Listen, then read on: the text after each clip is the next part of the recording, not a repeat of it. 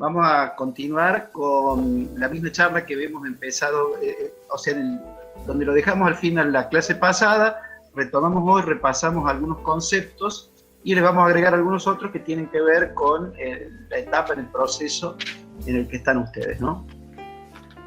Recuerdan que primero, siempre, y es una característica de nuestra cátedra, que toda arquitectura emerge de un lugar.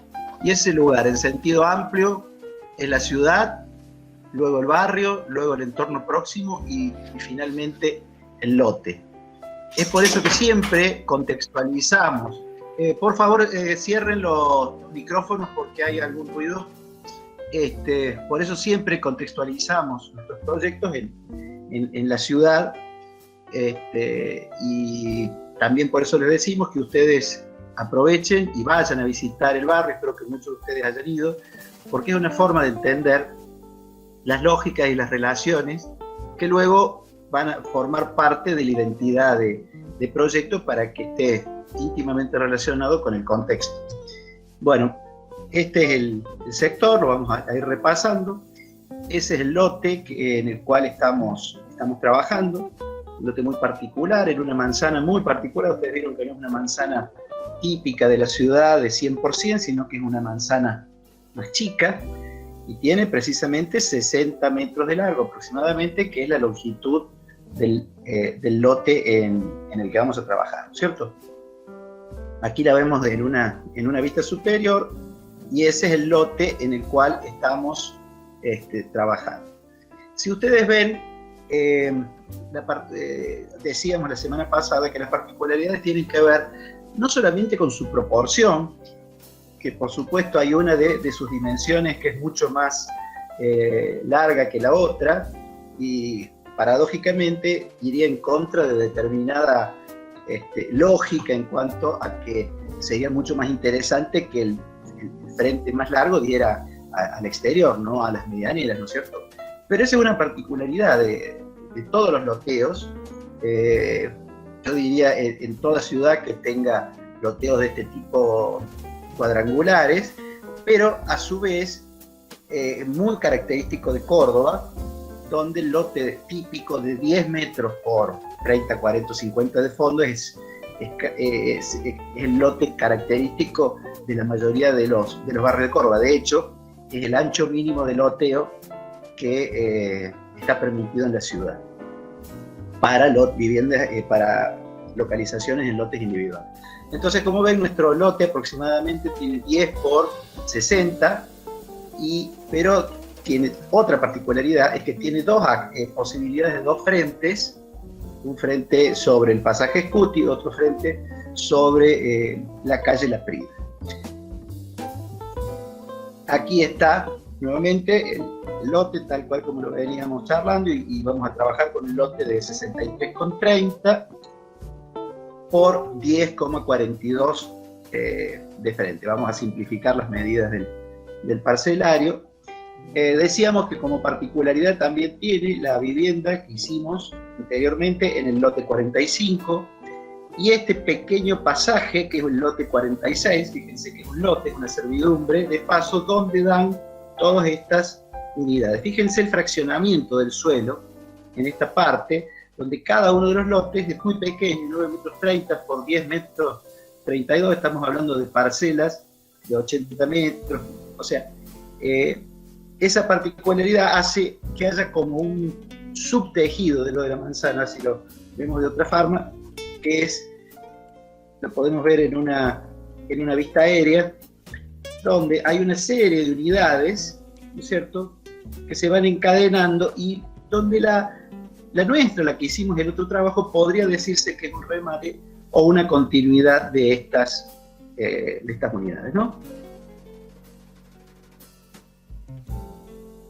Decíamos en algún momento que si nosotros vemos, todas estas unidades tienen un frente norte que depende de la generosidad o cómo nosotros trabajemos este borde, le vamos a mejorar o vamos a contribuir o vamos a dialogar con estas viviendas que dan a ese pasaje. Ese sería un dato de estos diálogos contextuales que me parece importante que se discuten los talleres para ver cómo uno se relaciona con una situación tan particular como esa. Del otro lado hay como una suerte de signo de preguntas, y volvemos de nuevo a la imagen de la foto aérea, porque es un gran galpón muy parecido a donde nosotros vamos a intervenir, que posiblemente sea de renovación a futuro. De todas maneras, no hay una condición tan fuerte como la que sí podría haber sobre la Medianera Sur, donde aparecen toda esta serie de viviendas más la unidad que hicimos en el trabajo anterior. Si quieren hacer alguna pregunta, vamos avanzando porque esto es dato, ¿no? Cualquier duda que tengan, por favor, díganla y las vamos a tratar de resolver entre todos. Aprovechen que estamos todos los profes. Profe, diga. No, quería saber si esa servidumbre de paso es, digamos, de uso privado de las viviendas que ya están construidas. No, digamos, no es algo que se pueda hacer uso en el lote que vamos a trabajar. No, a menos que hubiera un convenio entre partes donde pudiera eventualmente ser utilizado si ambas partes le conviene, pero a nivel de dominio, digamos, de propiedad del suelo, no, son unidades independientes, digamos. No es lo que yo me refiero, no es de uso público. No sé si eso responde a tu pregunta. Bien, sí, gracias. Había otro chico que quiso hacer una pregunta. Sí, quería preguntar si vamos a utilizar las métricas que salen ahí, completas de los 10 metros, o sea, ¿ya vamos a utilizar esas métricas o vamos a utilizar números redondos? 1040 por 6330, habíamos dicho. De todas maneras, un número que después en la realidad seguramente puede llegar a tener alguna diferencia, pero habíamos dicho 1040 por 6330.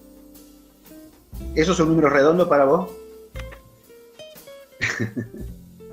Sí, porque tengo una pregunta. En la foto aérea pareciera que detrás de ese conjunto existente, cuya calidad desconozco, hubiera otros dos conjuntos más, ¿verdad? En otros dos terrenos paralelos.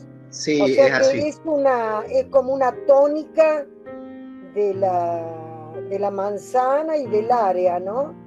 Esto de las casas agrupadas, repetitivas, independientemente de la calidad que tengan, vuelvo a repetir. Fíjense acá vuelve a suceder, sucede acá, sí, tal cual, es así, ¿no? Ajá. Y de distintas épocas, ¿no? Porque el conjunto de viviendas que está pegado al lote nuestro debe ser de los años 50, ponele. Y estos ya son más nuevos, donde ladrillo visto, etcétera. Tienen otra calidad. De la generosidad con la que se pudiera asumir la idea en relación a las viviendas vecinas. Y ese pasillo finito y largo que hay en muchos barrios de Córdoba, de los que rodean al centro, en el mismo centro existen estos que no tienen las calidades de los pasajes que mostrábamos el otro día, son unos pasillitos de apenas 1 metro, una cosa así. Hay una ordenanza que estaba recordando que se llama de patios mancomunados, que si nosotros fuéramos generosos, por ahí podría aplicarse en parte, pudiendo, esa ordenanza te permite bajar la tapia, bajarla hasta 1 metro o llegar a los 2 metros, digamos, con elementos transparentes que pudiéramos a lo mejor asociar nuestros patios o algunos de nuestros patios con el pasillo ese tan ínfimo que tienen estos pobres de al lado ahí, ¿no? Por eso te digo, eso podría ser materia de conversación con planeamiento de la municipalidad en el caso de que se quisiera trabajar mancomunadamente. Es posible, porque las normativas lo permiten, pero por supuesto que, digamos, eso implicaría una atipicidad, digamos, en la norma, porque eso, el lote tiene una norma propia, digamos. En ese caso vos tendrías que asociarte con otro lote, con otro dominio que tiene otra norma, porque los patios mancomunados son para un mismo lote. ¿No es cierto? Si vos tenés 2 patios, digo, pero es posible. vos mancomunar con un vecino, pero tenés que lograr un convenio, y lograr un convenio de tal manera que nunca en la historia de la vida nadie se le ocurra construir en el lugar donde vos, con quien vos estás mancomunando. En este caso podría ser, en este caso podría ser porque el lote 46 no tiene constructibilidad. Porque al ser un lote, vos aplicale la norma que quieras, pero no vas a poder hacer nunca nada porque mide precisamente un lote que mide 1 metro de ancho. No sé cómo será el pH, cómo será la relación entre esto, pero por lo que yo estoy viendo, es un loteo, es un loteo viejo, esos que sucedían en alguna época, que eran, por ejemplo, por herencias. Güemes por mucho tiempo tuvo ese problema, ¿no? de regularizar el catastro, porque era muy difícil encontrar los dominios, los dueños, la gente no había pagado los impuestos, había muchos lotes que no se sabía de quién eran, y por mucho tiempo eso estuvo planchado. Bueno, por supuesto que a partir del aumento del valor del suelo eso fue cambiando, pero ustedes fíjense la particularidad de Güemes, sobre todo de este sector de Güemes, que está muy cerca del centro, está a la misma distancia o más cerca de la Plaza San Martín que en Nueva Córdoba. Fíjate el enorme desarrollo que tuvo Nueva Córdoba y lo diferente que es lo que sucedió históricamente con Güemes. Bueno, sigamos. Bueno, eso tiene, por supuesto, siempre hablamos de un valor tridimensional, y entonces ahí empezamos a entender las relaciones formales que nuestro edificio tiene con nuestro entorno, determinadas proporciones, determinadas texturas barriales, alturas, uniformidades, armonías, que son los que después, cuando uno se pregunta por qué la norma tiene determinadas características, es precisamente porque desea mantener una determinada geometría para el barrio, una determinada proporción en relación a los vecinos.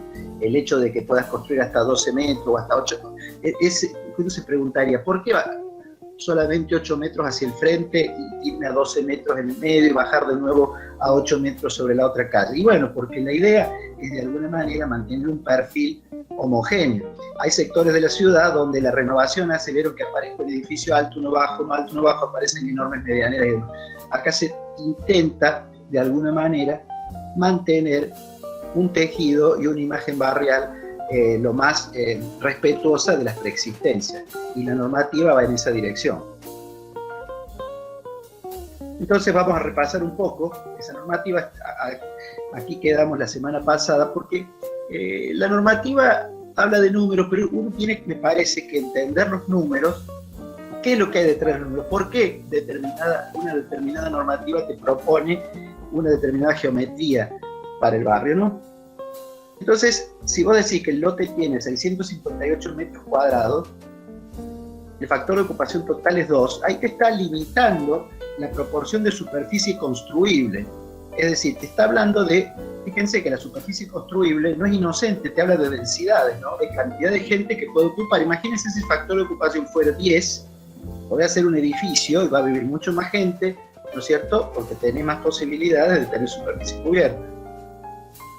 Entonces, en este caso, al ser 2, tenemos una superficie máxima construida de 1.316 metros cuadrados para un lote de 658.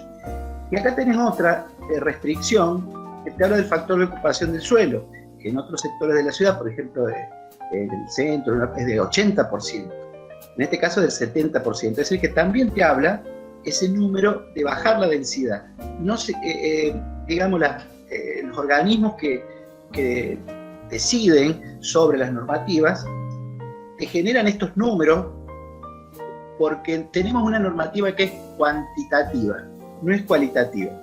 O sea, nuestra norma nunca te va a decir si tu edificio es lindo, es feo, si armoniza o no armoniza. Lo único que te regula es la geometría.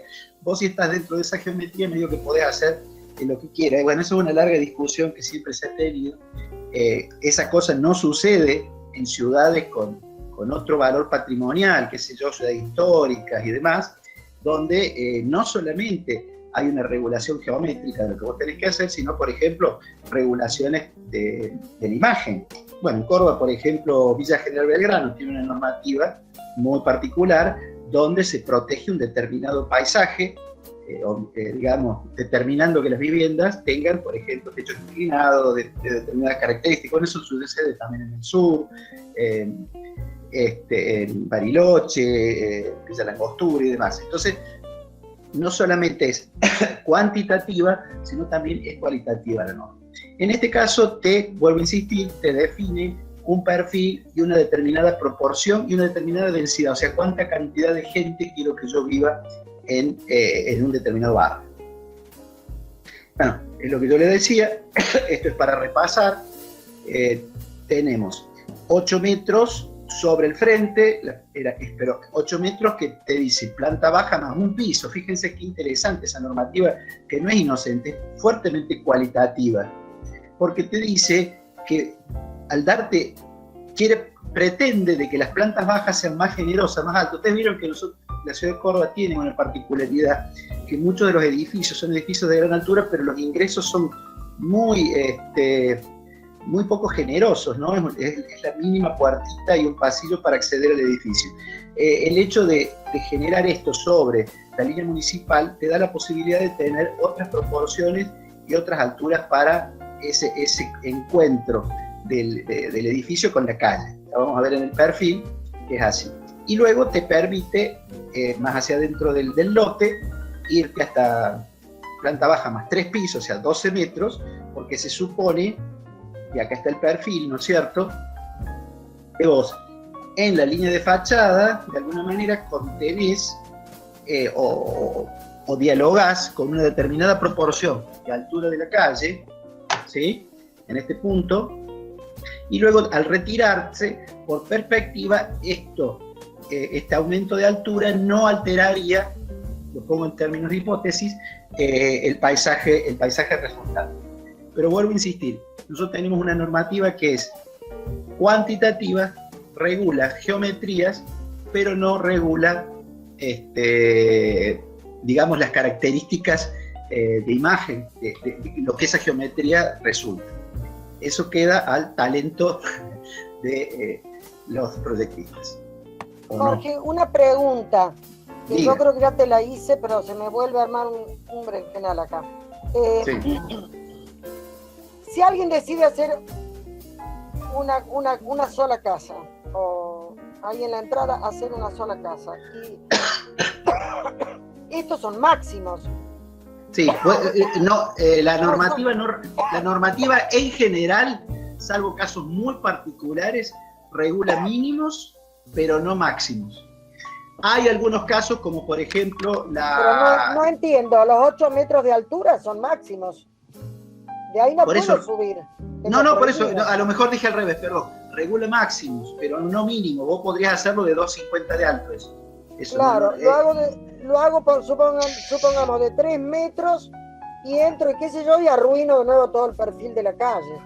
Ahí claro, por ejemplo, hay un caso que fue muy característico en Córdoba hace unos, no sé, ya no ahorita, muchos años, 30 años, no más, que es la esquina al lado del Teatro San Martín, la esquina donde ahora hay una perfumería, el balcón creo que es, sí, que durante muchos años tuvo el bar que estábamos en la facultad, ¿te acuerdas? El bar de las latas. El bar de las latas, claro, que era precisamente eso, ¿no? Se había hecho ahí una construcción baja, pero la municipalidad le obligó a reconstruir la altura, digamos, proponiéndole una fachada de chapa falsa, ustedes ya habían nacido y eso ya había cambiado. Ahora, ¿dónde están esos carteles? No sé si lo ubican, ¿no? Estamos hablando de Vélez Sarsfield y Duarte Quirós. Enfrente de la Facultad de Ingeniería, en la misma manzana del Teatro San Martín. Todos esos carteles que ustedes ven por detrás, no hay nada, no hay un edificio atrás de eso. Es solamente una estructura que se le obligó a hacer ese edificio para que mantuviera la línea de cornisa de los edificios circundantes. Es uno de los pocos casos donde, bueno, hay algunos otros en el centro donde se obliga a la constitución o a la materialización de un determinado perfil.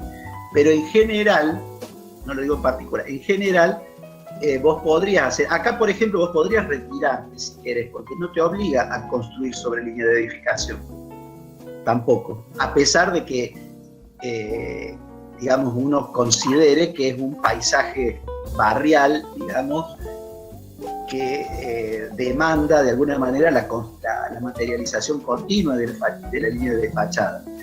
No, pero la línea municipal acá sí hay que dejarla, ¿o no? No es obligación. Pero No no podés hacer jardines. Aquí no sí podés hacer jardines. Sí podés hacerlo. Si vos quisieras, podés hacerlo. No es obligación. Lo que no te obliga es a retiro. O sea, no te obliga al retiro como puede ser un barrio residencial, por ejemplo, qué sé yo, no sé, Cerro o cualquier barrio residencial de la ciudad que te obliga a un retiro de 3 metros, después son 5, qué sé yo.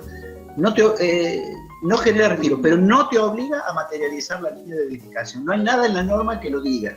Puede ser que por una cuestión particular, que tengas alguna situación particular en el contexto, pero vos podés, si vos lees la normativa, no te obliga a materializar la línea de edificación. Y hay como para mí, detrás de eso hay una lógica, que es el tema económico. Es decir, nadie puede obligar a nadie a construir más de lo que puede. ¿No es cierto? No podés obligar a nadie a construir más por más que la ciudad lo necesite, y vos no podés hacerlo. Y bueno, vos construís hasta donde podés. Entonces, por eso se regulan los máximos, pero no los mínimos. Y por otro lado, también para mí hay una condición económica, porque se supone que siempre el inversor va a tratar de saturar la norma. Esa es la hipótesis básica en que se basa la norma de Córdoba, ¿no? Es decir, siempre se piensa que el inversor va a intentar saturar la norma. Es decir, por eso esos máximos contienen de alguna manera el 100% de la norma construida. Bueno. Claro, yo tenía entendido, hay zonas del centro donde tenés que construir a la fuerza sobre la línea municipal, que son donde hay veredas históricas, por eso de ahí venía mi pregunta. Claro, en esos casos, por eso son casos muy particulares de la ciudad de Córdoba, que no son pequeños sectores en la ciudad. Es más, de hecho, Nueva Córdoba, la ciudad de Córdoba tiene una normativa al revés desde mi punto de vista, que ha generado retiros. Por ejemplo, en Córdoba no podés tener una vereda menos de 2,50. Fíjense acá en el corte, ven que acá dice 2,50 y acá te deja volar. ¿Por qué? Porque la vereda histórica era más angosta, era de 1,50 m, ponele. Pero al obligarte a vos a tener veredas de no menos de 2,50, hiciste pelota la línea de edificación histórica, y eso sucedió en toda la ciudad de Córdoba. Y no te digo nada en Nueva Córdoba, donde te obligan a tener un retiro en los edificios. Hay una zona de Nueva Córdoba donde tenés que retirar los edificios, es decir, que el paisaje y la proporción y la escala de la calle desapareció básicamente por una norma que dice, que fue una norma muy de la modernidad, ¿no es cierto?, del eficientismo funcional, donde dice que ninguna vereda podía tener menos de 2,50. Toda la ciudad histórica tenía veredas de menos de 2,50. Entonces, bueno, ahí la renovación hizo que sucediera lo que sucedió y desapareciera los perfiles históricos de las calles. Es muy interesante, ¿no?, cuando uno hace esos trabajos de interpretación cuantitativa y cualitativa de la norma. ¿Por qué una determinada norma es como esa? ¿Nosotros vamos a trabajar a normativa llena o a lo que se decida en los talleres? Bueno, vamos a terminar. Bueno, por eso, lo que yo digo no sé cómo decirte, no sé si es normativa llena, es la normativa que hay, y nosotros tenemos un determinado programa.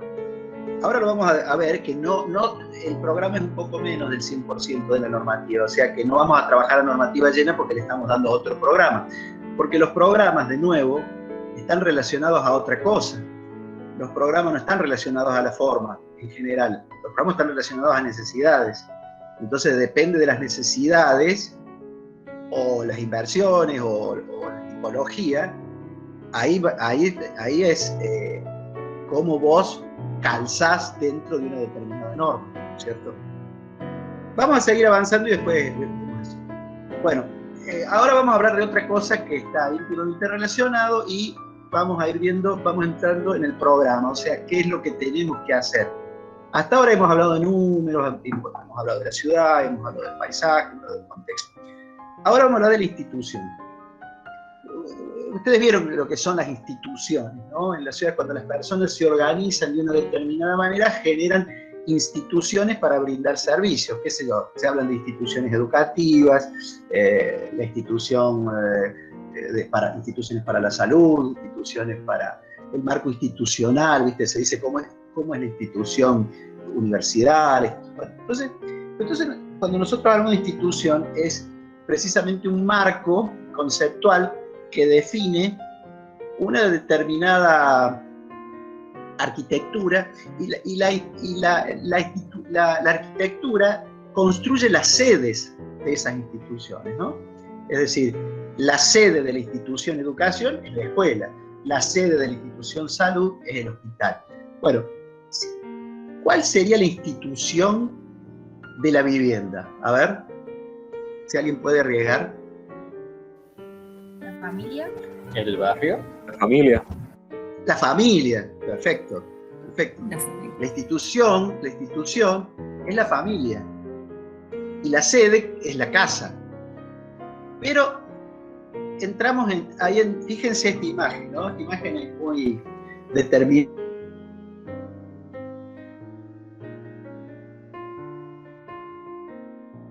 La familia es esto. Somos rubios, felices, un nene, una nena y un labrador, ¿no? O un golden retriever. Ese es el paradigma de la familia estandarizada, ¿no? De la familia comercial, la familia inmobiliaria. Pero eso define, es impresionante de nuevo, cómo nada es inocente y connota determinados modelos de casa, ¿no? Y vivienda. Fíjense, acá hay dos viviendas, una vivienda de un barrio cerrado de un country, esta es una de las viviendas de los modelos de la cooperativa Horizonte, ¿no? Ambas responden a un mismo modelo, a una misma idea de familia, ¿no? Fíjense, tenemos el ingreso, el estar, acá tengo para 4 autos, acá tengo para 1, pero bueno, si ustedes ven, es la misma casa, y miren cómo cada persona tiene un lugar, y fíjense la vivienda de los padres, el dormitorio de los padres, fíjense el dormitorio de los padres, ubicado en un determinado lugar, una serie de jerarquías, la cocina con un ingreso lateral, la cocina con una salida lateral, es para la señora, esto es para la doña, ¿no? Fíjense que hay como una cuestión de género que tiene que ver con las tipologías y de un modelo de institución que tiene que ver con este paradigma, ¿no? Con esta imagen. Uno se imagina este modelo de familia en este modelo de vivienda. Ahora, pareciera, y es muy interesante, Los Simpsons, ¿no? Es decir, cómo ya desde un tiempo a esta parte se ha empezado a deconstruir ese modelo forjado en los años 50 de la familia tipo, 40, 50, después de la Segunda Guerra Mundial, es el modelo familiar del poder económico de Estados Unidos que digamos, de alguna manera se dispara a todo el mundo y en todas partes aparece ese modelo familiar que en realidad antes no existía. Antes había familias extensas, estaba la familia con la abuela, que vivían los tíos. Era distinta la vivienda hasta la famosa familia tipo. La familia tipo, según algunos autores, es funcional al capitalismo, es decir, es la unidad económica de la economía capitalista. Es decir, el progreso, la idea de progreso que es implícita dentro del modelo familiar tradicional, es decir, viste la vida que es como un escalafón.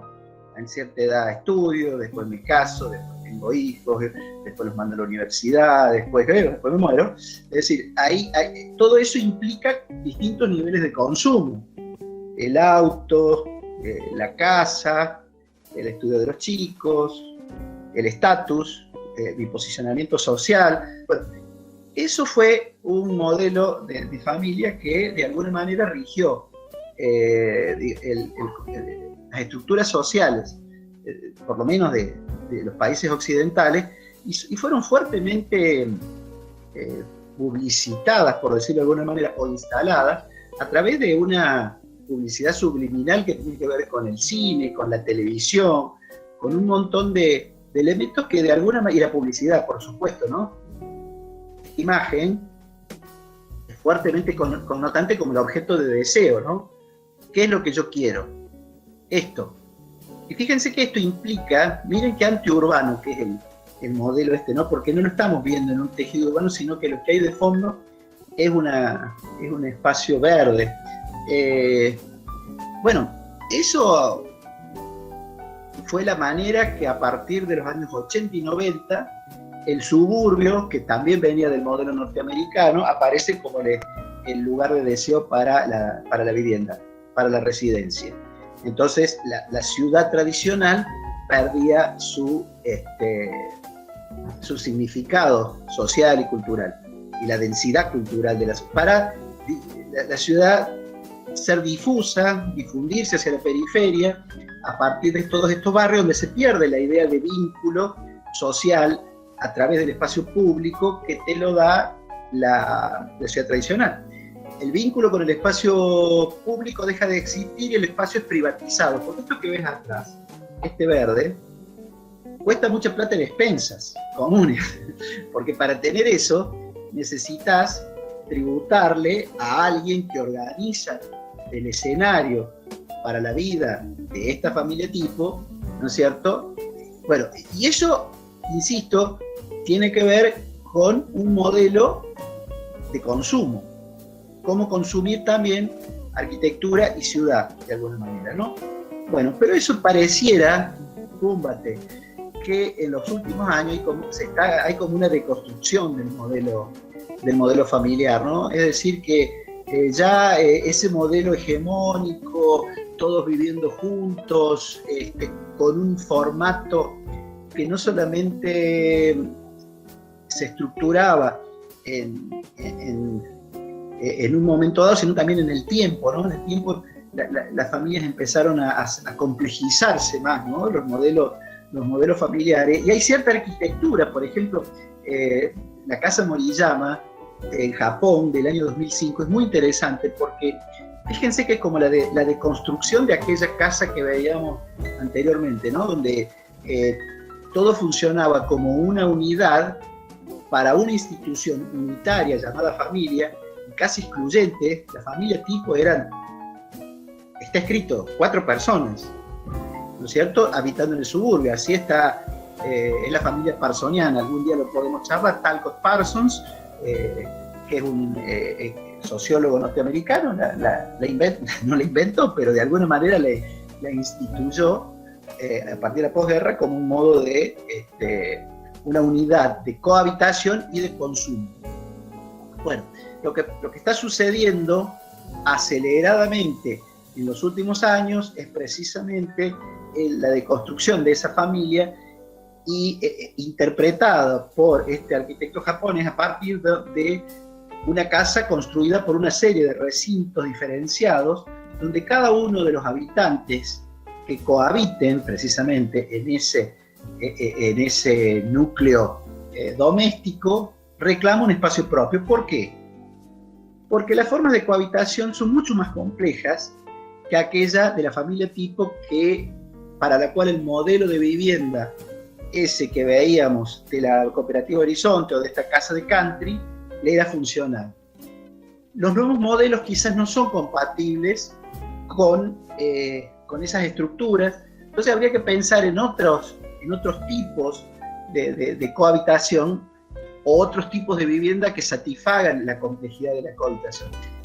Y a su vez, no solamente esto es lo que se ha complejizado, sino también los modos de vida, ¿no? Es decir, la vivienda ya deja de ser, y eso, bueno, ya lo hemos repetido muchas veces, a partir de la pandemia lo hemos experimentado cada uno, que la vivienda ya deja de ser solamente el lugar donde uno se iba a la mañana, volvía a la noche, o donde, viste, el típico modelo del American Way of Life, que es el marido que sale a trabajar a la mañana, la mujer que se queda en la casa barriendo, limpiando, y el marido vuelve a la tarde y todos felices y demás, y de los niños que iban a la escuela y que bueno, ahora todo es mucho más complejo.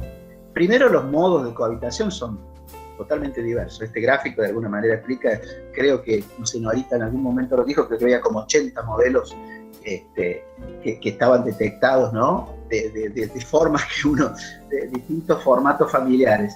Sí, pero en la ciudad de Buenos Aires es eso, ¿eh? Claro. No en la provincia, en Buenos Aires alargado, ¿no? Sí, Han detectado más o menos 80 modos de habitación de familia, 80 tipologías de familia. Claro. Fíjense ustedes que si lo pensamos, que la casa es la sede de esa institución tan diversa, ¿cómo tiene que ser la casa, no? Eso es lo que tenemos que pensar. ¿Cómo son las casas para satisfacer? Y no estamos hablando de ciencia ficción, sino de lo que está sucediendo. El parque de vivienda no se adaptaría a las necesidades reales que hoy tienen los núcleos domésticos, ¿no? Es por eso que nosotros, al armar el programa, hemos pensado que hoy ya no se puede hablar de, si uno lo arma desde un punto de vista cualitativo, ¿no? Empezar a entender el programa desde sus cualidades, no desde sus cantidades. Nosotros pensamos que hoy no se puede hablar de, viste que está el departamento de un dormitorio, de 2 dormitorios, de 3 dormitorios, de 4 dormitorios, porque eso sería restrictivo, porque en realidad, en definitiva, es una forma de decir, pero no necesariamente lo que uno llama dormitorio se usa como dormitorio, o lo que uno llama estar se usa como estar. Hoy hemos visto que un dormitorio puede ser un estudio, un estar puede ser un dormitorio donde duerme parte de la familia, como sucede en muchas familias donde hay estrechez dimensional, que durante el día es dormitorio, durante la noche es otra cosa. O sea, digo, hay como una diversidad que la clave, y no es algo nuevo, ¿no? Esto se viene experimentando desde el movimiento moderno, es encontrar cuáles son los lugares donde esas actividades pueden realizarse, pero de una manera flexible e intercambiable. Dijimos, no solamente para los distintos modelos familiares, sino para una misma familia a lo largo del tiempo. Es decir, ese núcleo habitacional cambia, muta. ¿Por qué? Porque las necesidades cambian y mutan. Nosotros vamos creciendo, somos seres evolutivos. Ningún día es igual al otro, ¿no es cierto? Todos los días cambiamos. Entonces, ese cambio hace que, pero la vivienda es fija. Entonces, ¿cómo hacemos para que estas tipologías sean, de alguna manera, eficientes para esta complejidad, digamos, a la cual nos enfrentamos, ¿no? Sobre todo nosotros de nuestra disciplina como diseñadores. Entonces, lo que pensábamos, que lo que es interesante no es decir, el nombre connota la actividad. Si decimos dormitorio, para nosotros, en nuestra cabeza se nos arma como una representación mental de lo que es un dormitorio, ¿no es cierto? Pero si pensamos, por ejemplo, le ponemos las actividades que uno tiene que hacer, entonces creo que hay como una especie de listado, que por supuesto que podría completarse. Por ejemplo, en una casa hay lugares para descansar. ¿Sí? Uno descansa en una casa y se me ocurrió haber visto esta hermosa imagen de la casa Ames, ¿no? Que más allá de living, estar, biblioteca, hay como una atmósfera, ¿no es cierto? Un clima, una nota, fíjense cómo entra la luz, el uso de los materiales, las texturas, los objetos. Eso de alguna manera induce, ¿no es cierto?, a la calma. Y a su vez, fíjense el tipo de equipamiento que vemos. Vemos almohadones, vemos sillones, vemos distancias, vemos objetos que dicen, bueno, este es un lugar para el descanso. ¿Qué hace esta familia para descansar? Bueno, probablemente le guste la lectura, probablemente escuchen música, pero forma parte de esa actividad primaria que uno hace en la vivienda. Entonces uno puede decir, ¿qué nombre le ponemos? Estar, comedor, el dormitorio. Bueno, es un lugar para descansar. Pensemos las relaciones entre el espacio y el equipo para que esa actividad sea posible. Por ejemplo, en la vivienda también se trabaja. Este es un hermoso ejemplo muy poético que es la casa estudio de Luis Barragán, ¿no es cierto?, en México DF. Bueno, para Barragán él trabajaba en esta misa, necesitaba este tipo de luz. Esto es como metafórico, ¿no? Es como decir, bueno, ¿dónde y qué condiciones debo poner para que una vivienda o un espacio de la vivienda sea apto para el trabajo? Nosotros de alguna manera en el ejercicio anterior lo hicimos. El estudio tenía una serie de condiciones para que se pudiera realizar algún tipo de trabajo. Bueno, pero si uno no le pone el nombre estudio, oficina, sala de trabajo, taller, y dice un lugar para trabajar, a lo mejor uno lo puede pensar desde otro lado, y las cosas no son por ahí tan precisas o cerradas, sino que empiezan a integrarse con el resto de los espacios, inclusive queda abierto a las interpretaciones de los distintos proyectistas, inclusive a las interpretaciones de distintos grupos de usuarios de una vivienda, donde a lo mejor el lugar para trabajar, para otro es un lugar para descansar, y etcétera, ¿no? Es cuestión de encontrar el clima y el tono de la vivienda. Esto lo vamos a seguir desarrollando en un par de clases que tiene que ver con las atmósferas, ¿no? Por supuesto, bueno, en el universo digital y demás, por eso voy de un lado para el otro, desde el minimalismo y esta cuestión introspectiva de un Barragán a esta cosa del mundo contemporáneo, donde el recrearse tiene que ver con la interacción con los medios digitales, ¿no? Esto de, viste, los sillones de Chandler y ¿cómo se llama el otro? De Friends, que se ponían a ver la tele ya en los años 80. Chandler y Joey mirando la tele, pero un poco tiene que ver con eso, ¿no? Es decir, y sí, esto también existe. En la vivienda tenés que tener un espacio donde puedas ver la tele, donde puedas jugar a la Play, donde, bueno, existe y forma parte de los modos de recreación contemporáneos. Por supuesto que hay otros. Me resultó interesante ver este objeto, este rincón de la vivienda, donde precisamente es excluyente la presencia de la pantalla, donde cada vez son más grandes, ¿no? Los televisores y empiezan a ocupar cada vez más espacio, ¿no? Si uno ahora piensa muchas veces, compra un televisor y no tiene dónde ponerlo, ¿no es cierto? Porque las viviendas por ahí no se han adaptado. Y esa es una cosa interesante, ¿no? Cómo los saltos tecnológicos también modifican los espacios para la vivienda. Imaginen, por ejemplo, el espacio que antes había para hablar por teléfono, ¿no? Donde estaba el teléfono discado y enchufado y qué sé yo. Era un lugar de la casa, una mesita para el teléfono, tenías la guía de teléfono de papel que te mandaba Telecom, o sea, era un lugar.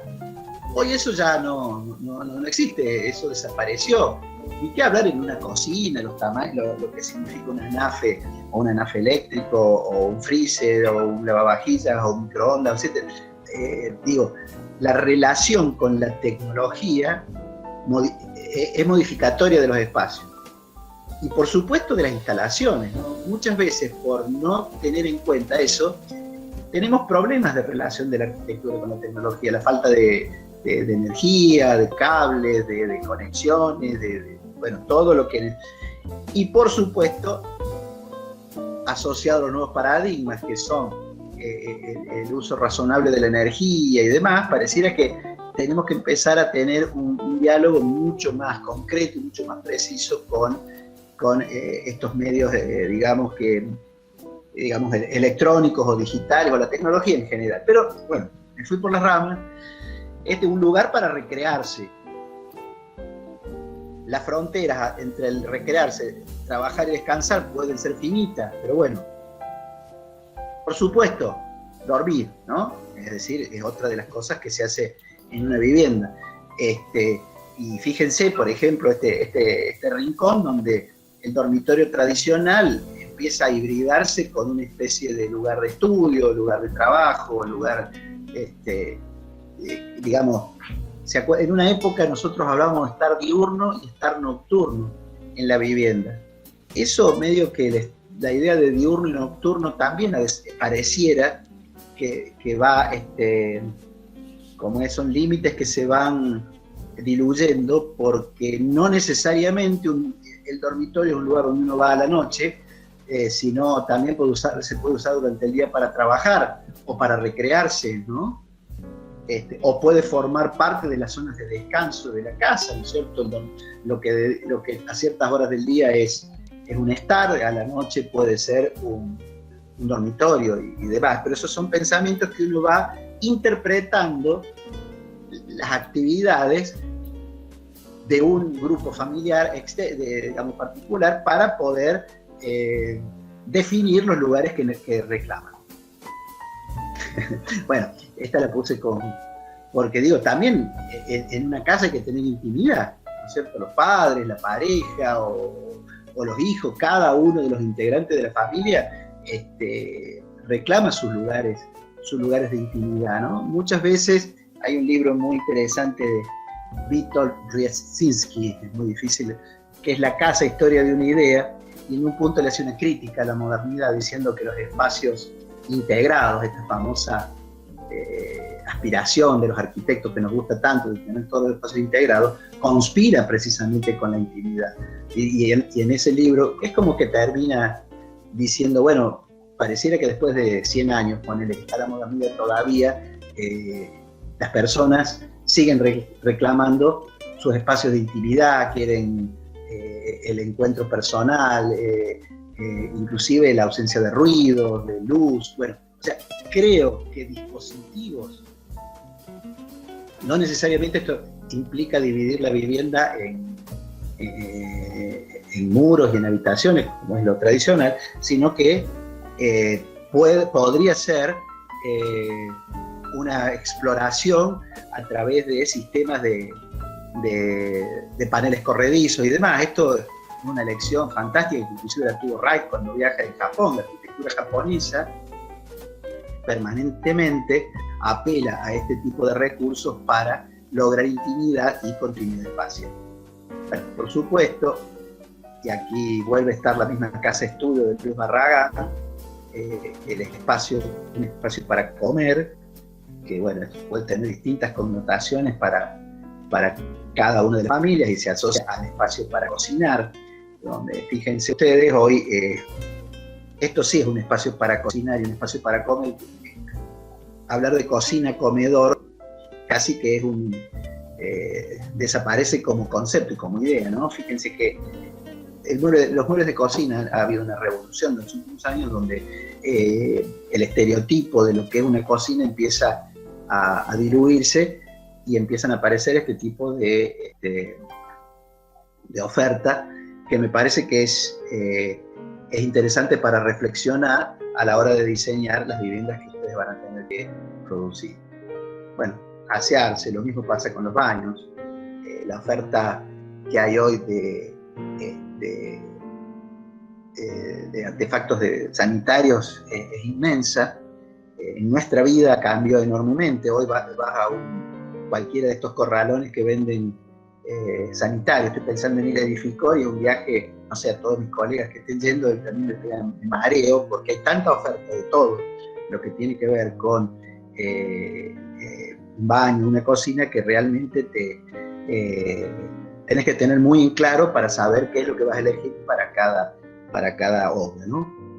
Por supuesto, bueno, volvemos es muy curioso porque todavía tenemos tabúes, ¿no? Respecto a determinadas actividades que se realizan en la casa, determinadas actividades domésticas, pero por supuesto que cumplir las necesidades fisiológicas es, obviamente, si hay algo más cotidiano que eso, yo creo que debe ser, es una de las actividades cotidianas más fuertes. Y bueno, entonces, ¿cómo pensar que estas cápsulas privadas, ¿no? que tienen una cosa muy fuerte, ¿no? Todos los baños, las cocinas, que tienen canalizaciones rígidas por lo general, ¿no?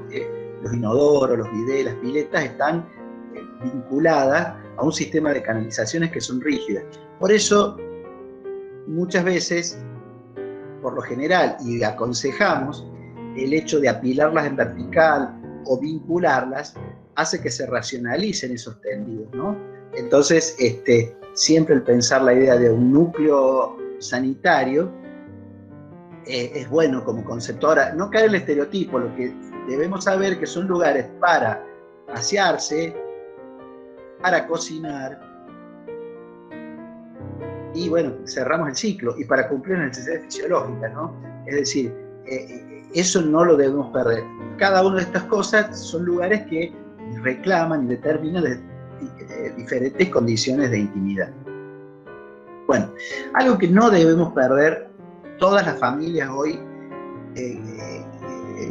estamos invadidas por objetos, ¿no? de distinta índole. Inclusive, a medida que la familia va creciendo, vamos acumulando cosas de nuestra historia, ¿no? Forma parte de lo que somos. Entonces, es importante tener lugares para guardar y almacenar. Tal es así que, por ejemplo, la famosa esta casa que ya lo vimos muchas veces, la casa de Morro de Querosene y de Álvaro Puntón, hace de los lugares de guardado parte de su idea generadora, ¿no? Al armar estos extensos muros para guardado, en este caso de libros, pero podrían ser placares, podrían ser... bueno, hay toda una lógica alrededor de el guardar y almacenar, que es algo característico que caracteriza a nuestra época, ¿no? Moverse, circular. Le Corbusier hablaba de que el circular es parte de la percepción de la vivienda y lo independizaba. Él hablaba de la arquitectura promenade y transformaba el circular en una experiencia, ¿no? Una experiencia espacial, por ejemplo, en este caso la rampa de la casa Curuchet. Pero el moverse de un lugar a otro en la vivienda, en algún momento hemos hablado que hoy, también en el caso que haya varias viviendas, el movimiento puede tener que ver con el encuentro, ¿no? Vincularse con el otro, donde el hall, donde el palier, donde la escalera, no es solamente ya un lugar para acceder eficientemente de un punto a otro de la vivienda, sino también puede ser una excusa para encontrarse, para relacionarse con el otro, y como dice Le Corbusier, para tener una experiencia espacial. Bueno, y así seguimos, un lugar para estudiar. Ahí todo se puede podemos empezar a relacionar todos estos lugares, ¿no? Y fíjense ustedes, por ejemplo, cómo el lugar para estudiar y el espacio de guardado y el lugar para recrearse y el lugar para trabajar empiezan a ir definiendo la casa contemporánea. Bueno, podemos agregar a este listado: descansar, trabajar, recrearse, dormir, tener intimidad, comer, cocinar, asearse, cumplir necesidades fisiológicas, guardar, almacenar, circular, disfrutar, estudiar. Me faltó poner algún ejemplo del disfrute de la arquitectura, ¿no? Que tiene que ver con la experiencia espacial, con la calidad del lugar. Bueno, acá, por ejemplo, ¿no? Más allá de la eficiencia que puede tener este lugar para estudiar, hay un disfrute, le damos una oportunidad de disfrute al habitante, generando en un lugar, bueno, en este caso con una idea, con una luz determinante, con texturas, en este caso el uso del color blanco, porque pareciera que es un lugar muy apto, ¿no? para sentarse a estudiar, por las características, por el tipo de materiales, el tipo de equipamiento y demás. Todas estas cosas, y para eso apasionante de nuestra carrera, como dijo recién el compañero que nació para esto, como Cerati, me parece que es importante entender que somos unos grandes dadores de disfrute, deberíamos serlo. Dadores de disfrute, también de sufrimiento, ¿no? Para nuestros clientes, pero bueno, un poco el objetivo me parece que pasaría por ahí. Bueno, pero los programas también tienen otra pata que muchas veces tiene que ver con los costos, tiene que ver con las normativas y demás, que son los programas cuantitativos, o sea, cuánto tengo que hacer, cuánto tengo que construir. Entonces, nosotros vimos que podemos hacer, de acuerdo a la normativa, una unidad cada 100 metros cuadrados de superficie de lote, ¿se acuerdan? Superficie de lote es de 658 metros cuadrados, podemos hacer 7 unidades. Vamos a ser generosos esta vez, no vamos a hacer más, no vamos a especular, sino que vamos a tratar de ser generosos. Entonces vamos a hacer 7 unidades de vivienda. Vayan anotando Yo sé que esto a ustedes les gusta cuando aparecen los metros y empiezan a hacer las preguntas. Bueno, apa. A ver, porque yo no, si me están haciendo preguntas por chat, yo no estoy viendo porque estoy viendo la pantalla de presentación de, ¿cómo es? ¿Cómo es? Del programa este del PowerPoint. No sé si alguien me quiere hacer una pregunta, que me lo diga por voces, así yo puedo contestar. No veo los chats escritos. Bueno, continúo. El programa cuantitativo entonces nos dice que vamos a hacer. No estamos hablando de familias. Estamos hablando 2 unidades para 4 personas, 3 unidades para 2 personas, ahí falta la S, para 2 personas, y 2 unidades para 1 persona. ¿Qué significa? Entonces fíjense que en este caso estamos hablando casi de modelos familiares que son bastante, modelos domésticos, no diría familiares, son bastante difundidos, sobre todo en la zona, que son familias de no muchos integrantes y muchas viviendas para personas que viven solas. ¿Puedo hacer una pregunta, Jorge? Sí, por favor. Dice 3 unidades para 2 personas. Eso podría quedar claro. 2 unidades para una persona, ¿qué significa? Porque entonces esa persona nunca podría estar con otra en la misma unidad. Qué buena pregunta. Y ahí se puede transformar el living en un lugar que puede ser dormitorio. Claro. Bien. Claro. Por eso, ¿cuál sería la diferencia? Porque yo pienso que las casas nunca es para uno. En general son casi siempre para 2, porque una persona siempre va a recibir a alguien. A un padre, una madre, una novia, un hijo. Sí, pero hay un fenómeno social que se está dando en este momento, que es la gran cantidad de personas que viven solas, por varias razones. Primero, la soltería o vivir solo como una opción de vida es cada vez más difundida, sobre todo en las nuevas generaciones. Ese por un lado, ¿no? Después el tema de la vejez, ¿no? Es decir, la gente a medida que, sobre todo, este es un informe, ¿no? Que cada vez hay más espacios para vivir solo. Esa imagen de que vos siempre ponés del cuadro de Hopper, ¿no?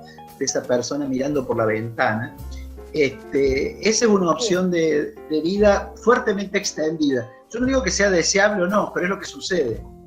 De hecho, la enorme difusión del departamento de un dormitorio en el Parque Económico de Córdoba tiene que ver con eso.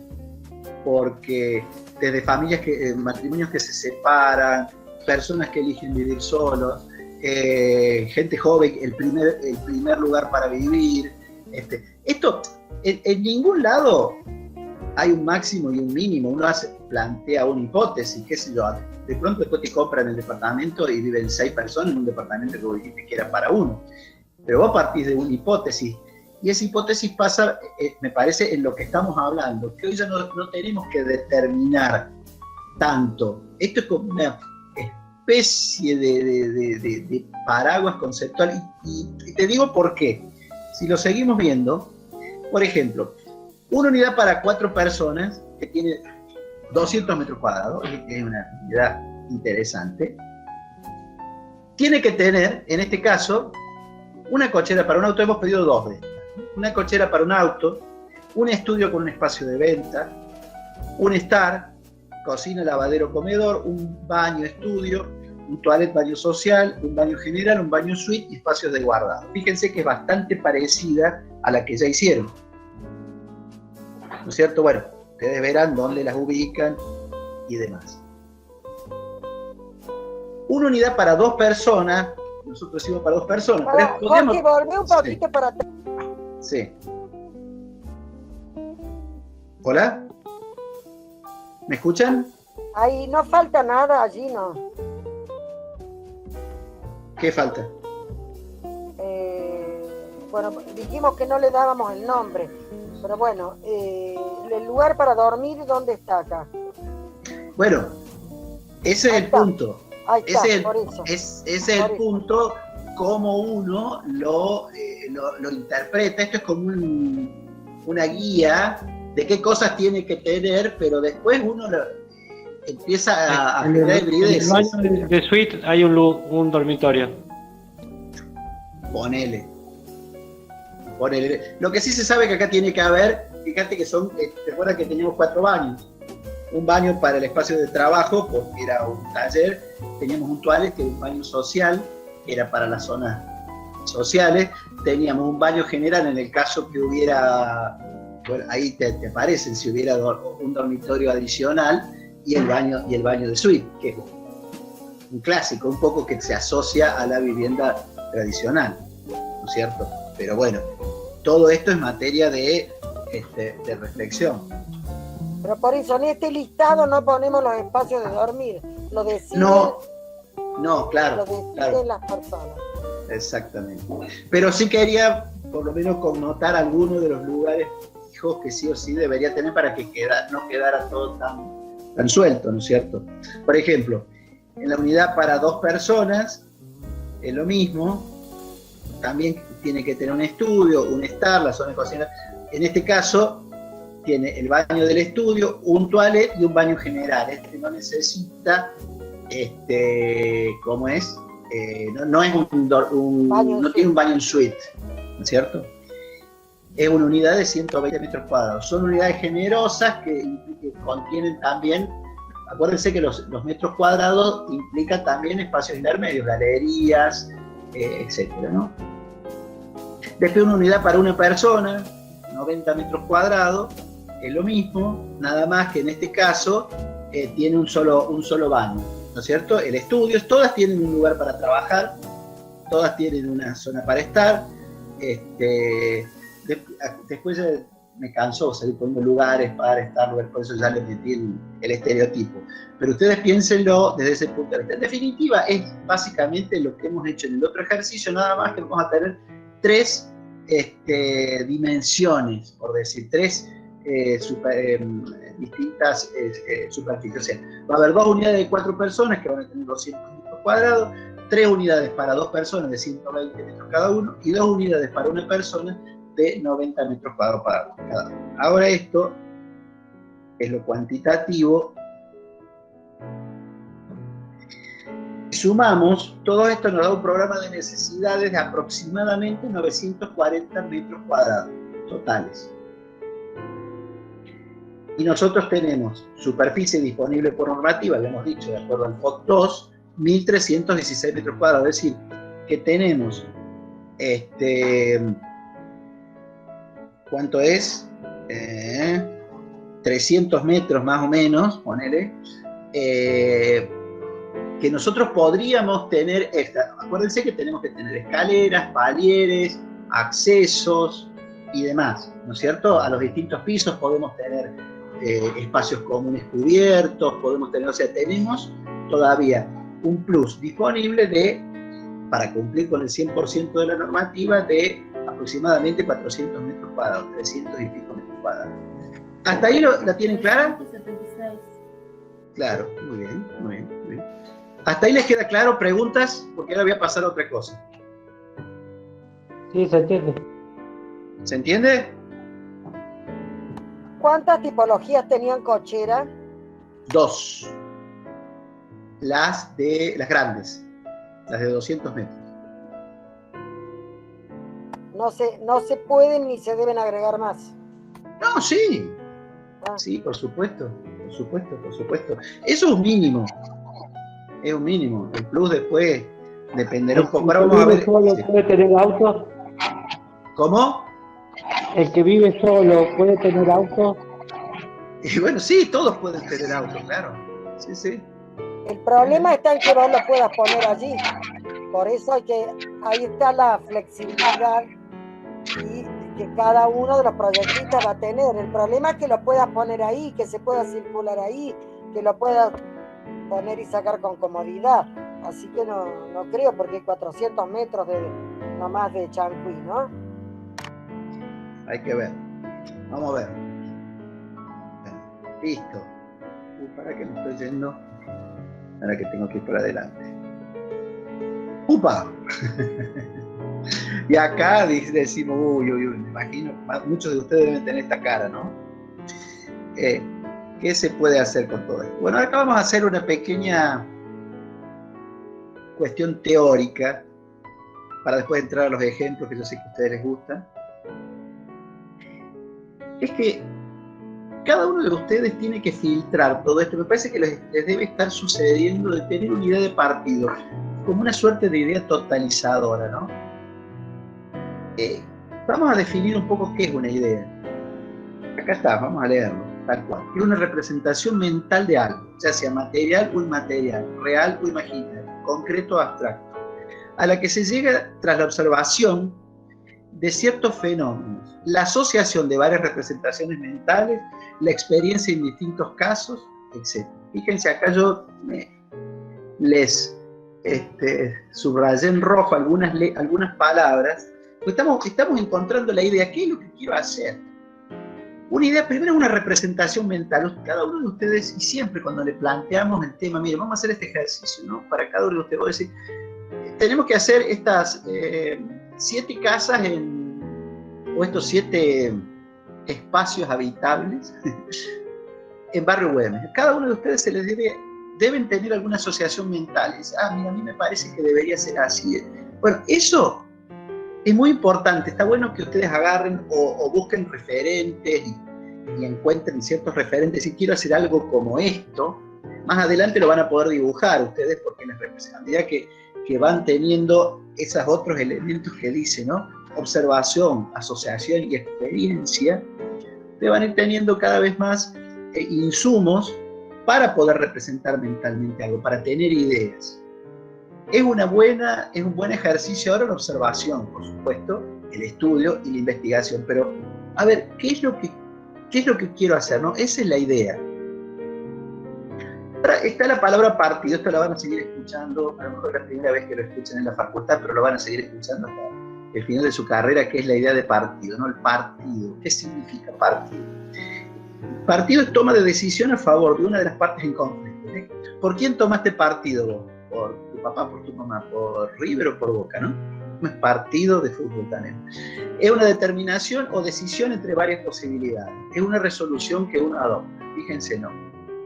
Una toma de decisión entre varias posibilidades a la que uno resuelve. Y fíjense que es muy importante tener en cuenta esto, porque cuando uno toma la decisión y encuentra una idea de partido, resuelve esa idea de partido. Puede haber otras ideas buenas también, pero por lo general, si mezclamos ideas, no nos queda coherente ni simple. Ya lo vamos a ver en algunos ejemplos. La idea de partido es bueno que sea clara, contundente, por supuesto, que tiene que resolver el problema. No es cuestión, muchas veces, si la idea de partido no resuelve el problema, quiere decir que la idea de partido estuvo mal tomada. Es decir, no es cuestión de encapricharse con una idea, sino que encontrar esa idea que sea lo suficientemente sintética, que resuelva el problema y que tenga la síntesis y la unidad, precisamente, que es una de las condiciones de la idea de partido. Entonces, si lo definimos, esto es importante, la idea de partido es una síntesis conceptual a la que se llega tras la selección entre varias posibilidades. Por eso es partido. Uno plantea posibilidades y elige una. Uno podría decir también que la idea de partido es el hilo conductor que guía las decisiones de proyecto. ¿Sí? Es decir, todas las ideas de proyecto van a confluir al diseño de esa idea de partido. Ya vamos a ver ahora en los ejemplos, creo que les va a quedar bien claro lo que estamos diciendo. Es una representación mental concreta a la que se llega tras la observación, la asociación y la experiencia de los variados fenómenos que confluyen a la arquitectura. Es importante entender que la idea de partido hace indisolubles todos los aspectos de la arquitectura, las cuestiones espaciales, las cuestiones formales, las cuestiones tecnológicas, las cuestiones funcionales. Todo confluye a tener una determinada idea. Y esa unidad hace precisamente a la síntesis arquitectónica. Bueno, la idea de partido también, si le cambiamos la última letra, es el punto de partida, ¿no? de la arquitectura. Ahora lo que estamos haciendo es buscar esa idea. Y esa idea tiene que ser lo suficientemente contundente y clara, simple, investigada y meditada como para que ustedes puedan encontrar aquel camino de resolución del problema que le hemos planteado. Es un camino, es un hilo conductor, ¿no es cierto? Que uno selecciona dentro de varias posibilidades, pero hay que experimentar las posibilidades. Por supuesto, siempre apoyados en la investigación, la observación y la experiencia. Bueno, para finalizar, falta un ratito todavía, les voy a mostrar algunos ejemplos donde toda esta idea de que venimos desarrollando se hace manifiesta. Este es un proyecto del 2008 de un estudio de Buenos Aires, Adamo Fiden, son socios, uno de los estudios de mayor proyección internacional en el país, donde tuvieron que construir este edificio de viviendas que está enfrente de una plaza, precisamente la plaza Mafalda.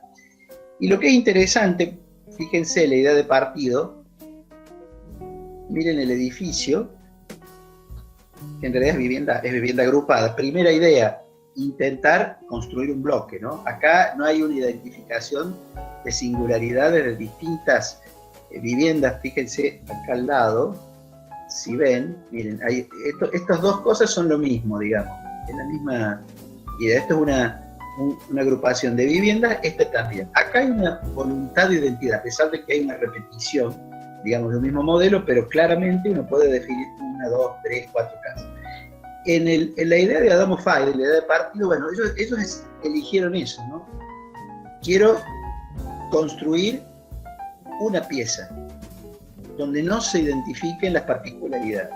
Vamos a ver, observen esto que hay en la cubierta, observen el piso y la idea de la plaza que está enfrente, que forma parte de las particularidades de este edificio. Creo que en algunos talleres lo analizaron. Bueno, como les decía, el edificio es una unidad completa, primera idea de partido. Fíjense que tiene como una terraza en la parte superior y una parte inferior muy ciega, o sea que casi que no tiene una relación directa con la calle. Bueno, ¿por qué? Porque arman un zócalo, esta es la planta baja, esa ciega que veíamos, acá, y ahí está el ingreso.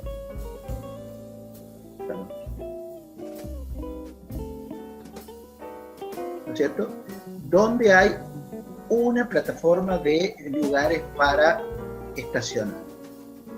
Uno sube y sobre eso, fíjense, se accede a 1, 2, 3, 4, 5, 6, 7 unidades de vivienda. Miren, acá hay una escalera, un ascensor, un palier y a través de un pasillo. Esto está por encima de la zona de cocheras. Tiene una cosa muy interesante, que cada una de las cocheras tiene un acceso por una escalera independiente a la vivienda. Es decir, vos podés entrar con el auto, metés el auto en la cochera, subís y tenés, es como que tenés una cochera propia. Y estas son cocheras comunes en el caso que tengas más de un auto.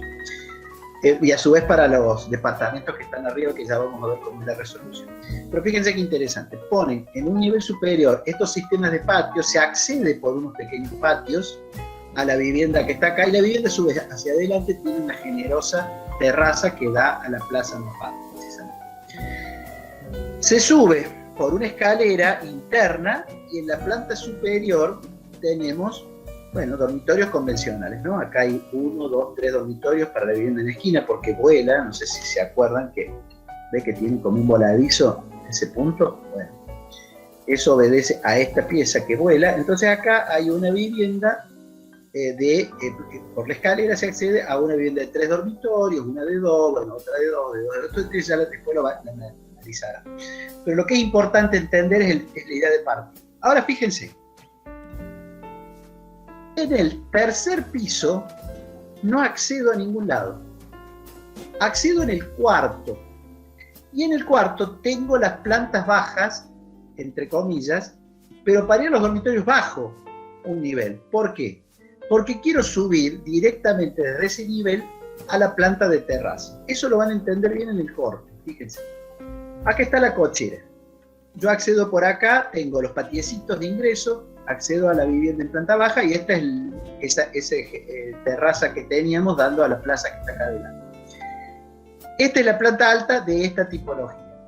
Subo Y acá accedo a la vivienda, accedo por la planta superior. ¿Por qué? Porque yo de la planta superior, de las zonas de estar, ponele, quiero acceder directamente a la terraza. O si no, bajar a la zona íntima. Ahí está. ¿La entienden, chicos? Esa es una idea de partido en corte. ¿Entienden? Que tiene que ver que tiene que ver con las relaciones directas con las exterioridades, ¿no? Y de aportarle a cada una de las viviendas una zona abierta. Y acá los vemos, fíjense, acá está este paso, que es el que está por encima de las cocheras, los pequeños patios. Yo accedo a través de esos patios a las viviendas que están acá. Este nivel, ahí ese punto. Y luego en el último piso tengo estas terrazas verdes que dan generosamente hacia la Plaza Nopal. Bueno, acá hay dos ejemplos de un joven arquitecto cordobés, Andrés Alonso, que hizo estos dos conjuntos de vivienda agrupada muy interesantes en Villa Allende. Esta es Las Delfinas, y acá me parece interesante ver la idea de partido, ¿no? Miren, esto es una zona así típica de Villa Allende, un suburbio, es un lote entre medianeras también, un lote un poco más ancho que el que tienen ustedes, pero fíjense cuál es la idea, ¿no? ¿Qué ven acá? Una caja apoyada, y miren, después, ¿qué es lo que él hace? Él toma y hace una unidad, acá también apela a la idea unitaria, como le damos Fayden, hace una unidad que vincula precisamente dos calles, ¿no? El terreno es de otras características, ya lo vamos a ver, pero la idea unitaria, que está la idea de partido, este gesto uno lo podría definir simplemente diciendo, bueno, me vinculo con esta calle a través de un único edificio, a pesar de que luego son 3 o 4 unidades, no recuerdo, de vivienda. Aquí lo vemos, esta especie de edificio que flota y genera, el lote es un lote irregular, entonces se tira con el edificio contra una de las, ya van a ver, le deja un espacio contra una de las medianeras, pero genera una pieza unitaria. Eso le permite liberar una zona común de parque y de jardines. Fíjense la forma del lote y la idea de partido, que casi que es un gesto, ¿no? Es un boomerang, ¿no es cierto?, que aparece utilizando la irregularidad del lote, vinculando las dos calles, generando un frente y liberando toda esta zona para actividades sociales. Acá está el proyecto. A mí, en los dos proyectos que vamos a ver, me llama la atención fuertemente la ausencia de lo mal orientado. ¿Por qué están orientados al revés, según lo que yo haría? Porque esto es el norte, esta es la cara norte y esta es la cara sur. Curiosamente, abren la mayoría de los locales al sur pleno, los hectáreas, esto, supongo que debe ser por una idea de generar el vacío. No, la verdad que no lo sé. Lo vamos a invitar a Andrés Alonso que nos cuente un poco por qué orientó al sur. Y ya vamos a ver otro ejemplo de él que también hace lo mismo. Pero, por ejemplo, por ahí esa pisada habría que investigar un poco más, porque me parece que darle la oportunidad a la vivienda de tener una buena orientación me parece que es muy interesante. Y fíjense que casi que se cierra al norte, ¿no? Es muy particular esto.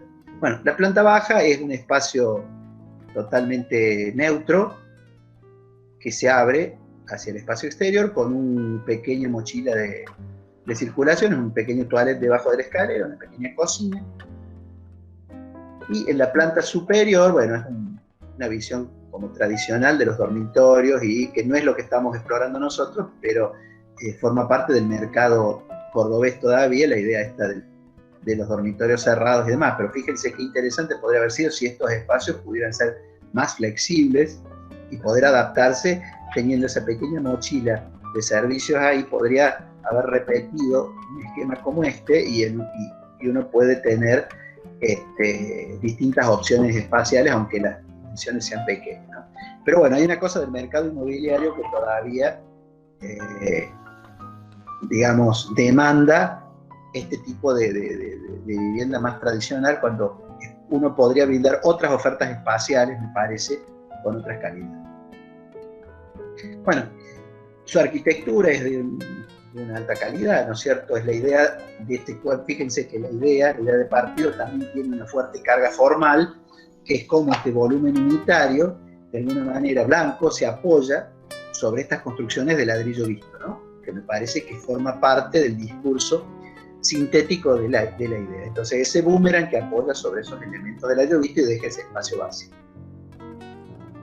Acá está el paso ese muy agradable que tiene contra la medianera para el acceso a las viviendas. No sé si recuerdan, en la parte más chica del boomerang, por supuesto hay una calidad espacial muy interesante, y al estar retirada, un retiro lateral de la vivienda, hay como todo un encuentro con el norte. Me llama la atención que no tenga ventanas nada más. Es muy, muy interesante el proyecto. Esto es los espacios comunes y la pileta que está recuerdan ustedes, en esa abras, esa apertura que tiene el lote en la parte posterior. Bueno, acá hay otro ejemplo del mismo arquitecto, se llama La Inesita. Maneja conceptos parecidos, pero creo que hay algunas sutiles diferencias que me gustaba compartir con ustedes. Son ejemplos muy nuevos, por eso no los habíamos mostrado nunca. Nosotros tratamos todos los años de renovarnos para tampoco aburrirnos nosotros.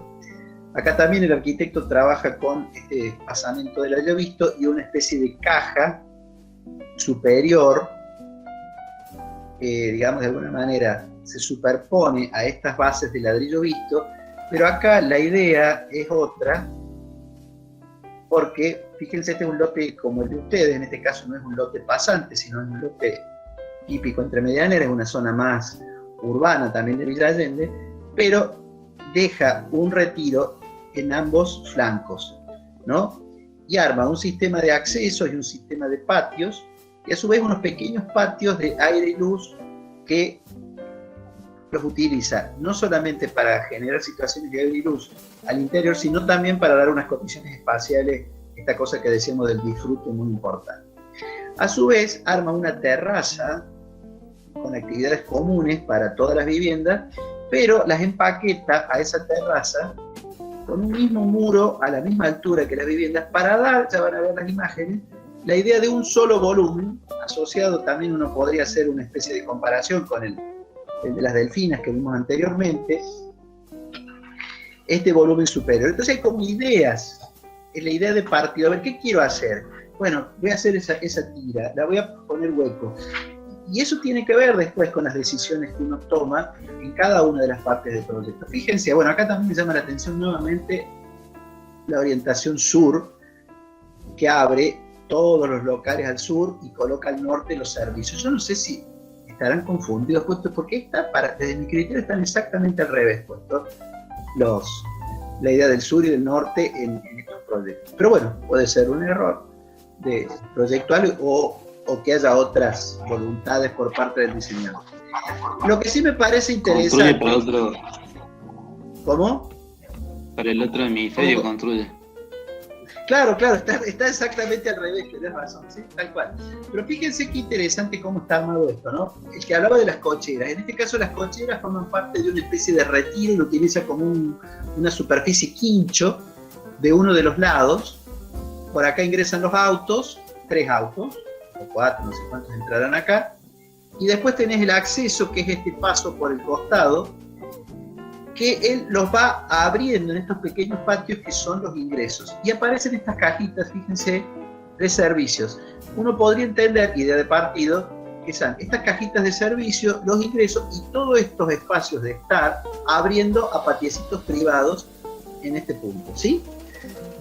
Después se sube y tenés la planta superior donde están todos los dormitorios. Fíjense que claro, como esquema, la cajita de servicio, la escalera, el baño, escalera, baño, y toda la tira como de dormitorios que va abriendo, está muy clara como idea de proyecto, es como una tira de espacios. Estos podrían no existir, estos tabiques, si los pensamos de otro punto de vista, y podría ser eventualmente un espacio grande o 2 espacios más chicos, qué sé yo. ¿Por qué? Porque lo admite esta cajita de servicios que le puede dar a esto distintos usos, ¿no?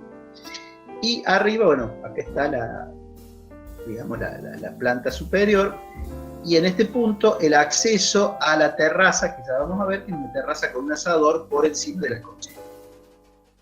Bueno, fíjense la idea de partido, que clara, ¿no? Es definir una suerte de prisma, nuevamente como en las delfinas, que flota, que se apoya sobre estos muros de ladrillo visto. Acá está el punto este del ingreso, con las cocheras, acá arriba están los espacios comunes, se cierra la calle, y fíjense, hay como toda una poesía por detrás de esto, cuando hablamos de la información, ¿no es cierto?, asociada a ciertas arquitecturas de Álvaro Siza, de un arquitecto portugués, con un interesante traba y aparejo de ladrillo. Bueno, pero hay como toda una voluntad de crear esos volúmenes blancos en la parte superior y apoyarse sobre estas estructuras de ladrillo. Acá están esos patios, vistos desde abajo, ¿no es cierto? Fíjense, cuando yo les decía, que tienen un carácter muy interesante como captadores de luz. Esto es muy cordobés, ¿no? Estereofanía, los cielos tan azules, y cómo con el blanco y el ladrillo adoptan un relieve muy especial. Y acá está lo que hay arriba de las cocheras, ese espacio común, ¿no es cierto?, donde, bueno, hay una parrilla y una pileta. Bueno, creo que es el último ejemplo. Este también está en un tejido urbano consolidado, esto ya es en Ciudad de México. Lo que me interesaba de este trabajo es precisamente esta idea de vínculo con un determinado llenos y vacíos, y cómo también en este caso las terrazas son aprovechadas y forman parte de la tipología y precisamente de la idea de partido. Acá está muy clara la voluntad de generar un patio central, donde ya vamos a ver en el corte, hay viviendas de un nivel, viviendas de una sola planta en el nivel 0, ¿no? Acá con patios privados al fondo y acá cada uno con un pequeño patio. Este es un local comercial que da a la calle. Luego, sobre esas viviendas de una sola planta se apoyan todos estos dúplex, ¿no? 1, 2, 3, 4, 5, 6, 7, 8, 9, 10 unidades en dúplex que se apoyan, vamos a volver al anterior, se apoyan sobre estas viviendas de una sola planta. La planta baja del dúplex que está por encima, esta es la planta alta del dúplex, fíjense la prolijidad con que están armados, los núcleos de circulación, las pastillas de servicio, la escalera, etcétera, etcétera. Bueno, lo que venimos trabajando siempre. Y aquí está el corte. El corte habla mucho de la idea de partido. Fíjense, tenemos las cocheras en un semi-nivel, digamos, medio nivel, luego el ingreso y el patio, las viviendas de un solo piso, dando al patio central, y los dúplex con esta apertura y la posibilidad, como en el caso de Adamo Faidel, de acceder a una terraza accesible a través de este sistema de escaleras en el costado. Ahora vamos a ver algunas imágenes donde se ve las dos ideas, ¿no? La idea de la creación del patio central, con todas estas viviendas que se articulan en este patio con tan lindas plantas, y luego este es el piso superior, la terraza, donde cada uno de los dúplex tiene un espacio de expansión con verde en el último piso del edificio. Bueno, acá están las circulaciones, etcétera, etcétera. Bueno, entonces ahora, de nuevo, ¿qué puedo hacer con todo esto? Laburar. Hay que trabajar, hay que explorar. Estos son compañeros de ustedes, trabajando y logrando cosas fantásticas. Fíjense acá las ideas, ¿no? Las ideas metidas en el tejido. Ustedes ya están en este punto, ir encontrando, ¿no?, los lugares, los llenos, los vacíos, los patios, etcétera, etcétera, etcétera. Fíjense, bueno, cada uno de estos es muchas horas de trabajo y encontrarse con la idea de proyecto. Bueno, estamos en eso, chicos.